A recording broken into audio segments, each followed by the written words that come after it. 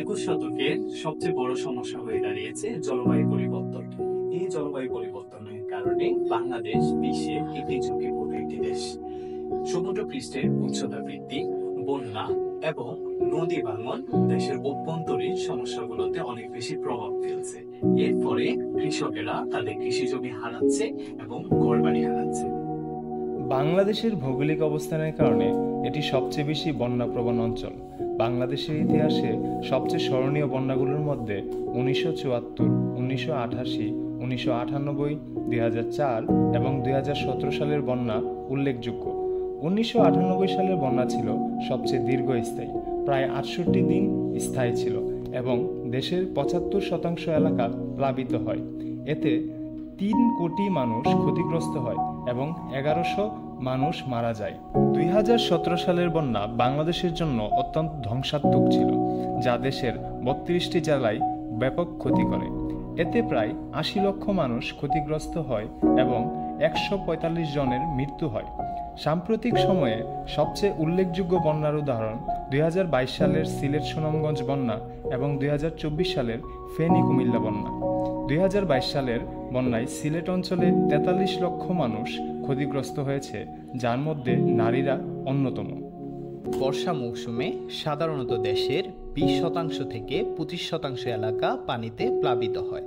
তবে চরম বন্যার ঘটনায় এই প্লাবনের পরিমাণ 40% থেকে 70% পর্যন্ত বৃদ্ধি পায়, যা বন্যার তীব্রতা স্পষ্টভাবে প্রমাণ করে। চরম বন্যার সময় মায়েদের মৃত্যুর ঘটনা বৃদ্ধি পায়, বিশেষ করে প্রসব পরবর্তী রক্তক্ষরণ, বাধাপ্রাপ্ত ও দীর্ঘমেয়াদী প্রসবের মতো জটিলতার কারণে। জাতিসংঘ জনসংখ্যা তহবিলের গবেষণায় দেখা গেছে, বন্যা কবলিত এলাকায় প্রায় 1.75% মা গর্ভবতী থাকেন। একই সঙ্গে দুর্যোগ চলাকালে পর্যাপ্ত গর্ভকালীন যত্ন না পাওয়ার হার 1.3% থেকে 3.9% পর্যন্ত বেড়ে যায়। এ অবস্থায় অনেক নারী স্বাস্থ্যসেবা কেন্দ্রে পৌঁছানোর জন্য আগ্রহী হলেও পরিবহন ব্যবস্থা স্বল্পতার কারণে তাদের মৃত্যু ঝুঁকি আরও বেড়ে যায়। নারীরা পরিচ্ছন্ন পানি ও স্যানিটেশন সংকটে ভোগেন, যা তাদের স্বাস্থ্য ও জীবনের জন্য ঝুঁকিপূর্ণ। এই সমস্যাগুলো মোকাবেলায় জরুরি স্বাস্থ্যসেবা, স্যানিটেশন এবং নারীকেন্দ্রিক সহায়তা কার্যক্রম অত্যন্ত গুরুত্বপূর্ণ। সমস্যা মোকাবেলায় আমাদের আইডিয়া মডেল হতে পারে কার্যকরী, যা বন্যার সময় বিশেষ করে নারীদের জন্য স্বাস্থ্যসেবা, স্যানিটেশন এবং নিরাপত্তা নিশ্চিত করতে সহায়তা করবে। এই মডেলটি গর্ভবতী নারীদের জরুরি স্বাস্থ্যসেবা প্রদানের পাশাপাশি পরিচ্ছন্নতা ও সুরক্ষা বিষয়গুলোকে অগ্রাধিকার দেয়। আমাদের এই মডেলের জন্য প্রথমেই ইউনিয়ন ভিত্তিক একটি দক্ষ টিম গঠন করা হবে।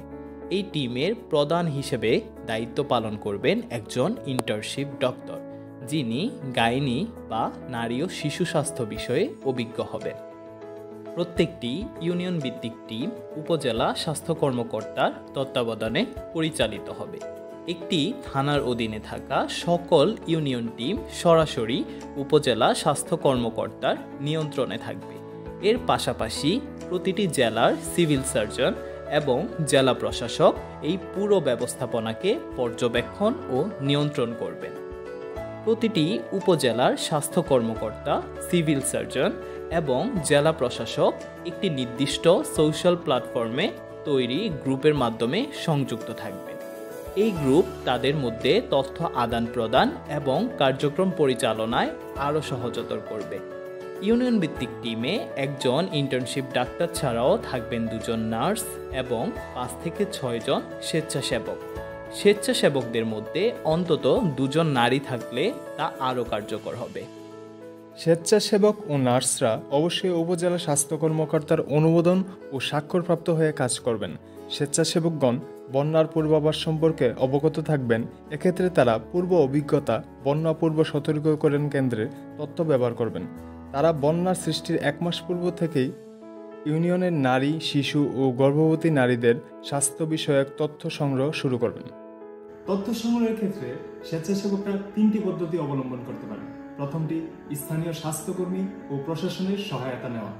ইউনিয়ন স্বাস্থ্য ও পরিবার কল্যাণ কেন্দ্রের স্বাস্থ্য সহকারী ও পরিবার পরিকল্পনা পরিদর্শকের পাশাপাশি ইউনিয়ন পরিষদের চেয়ারম্যান, মেম্বার এবং গ্রাম পুলিশের সহায়তায় তথ্য সংগ্রহ সহজতর করা হবে। তারা স্থানীয় জনগণের সঙ্গে সরাসরি যুক্ত থাকায় এই প্রক্রিয়া আরও কার্যকর হবে।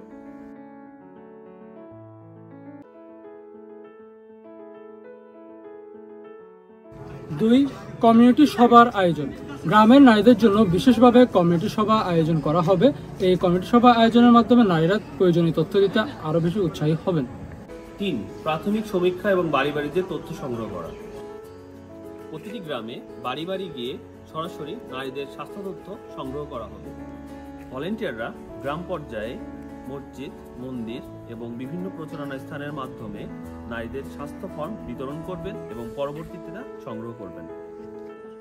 তথ্য সংগ্রহের জন্য যেসব বিষয় অন্তর্ভুক্ত থাকবে, যেমন নাম ও বয়স, ঠিকানা, গ্রাম, ইউনিয়ন, উপজেলা, গর্ভাবস্থার সময়কাল অর্থাৎ কত সপ্তাহ হয়েছে, সম্ভাব্য প্রসবের তারিখ, পূর্ব প্রসবের ধরন নরমাল অথবা সিজার, স্বাস্থ্যগত জটিলতা যেমন উচ্চ রক্তচাপ, ডায়াবেটিস, রক্ত স্বল্পতা ইত্যাদি।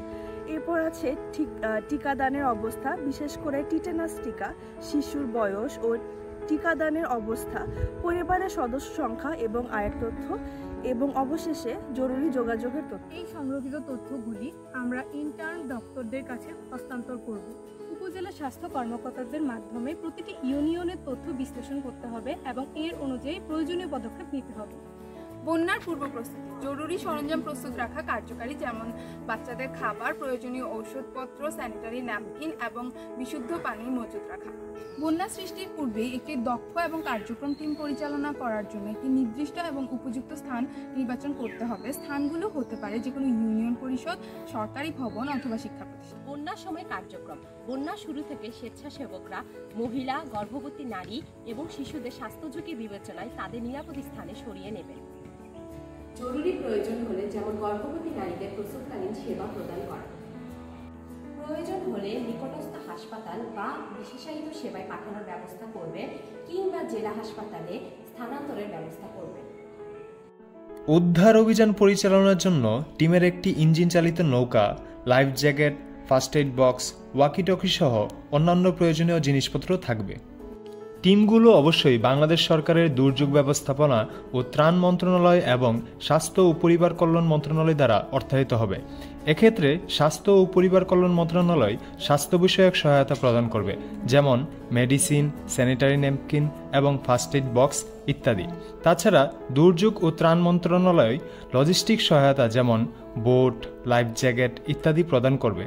অর্থ প্রদানের ক্ষেত্রে জেলা প্রশাসক এবং সিভিল সার্জন মাধ্যম হিসেবে কাজ করবেন।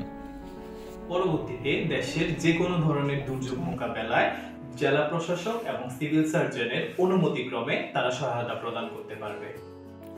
আমাদের এই পরিকল্পনা বন্যা কবলিত নারীদের সুরক্ষা ও স্বাস্থ্যসেবা ব্যবস্থাকে আরও কার্যকর ও সুসংগঠিত করবে বলে আমরা মনে করি।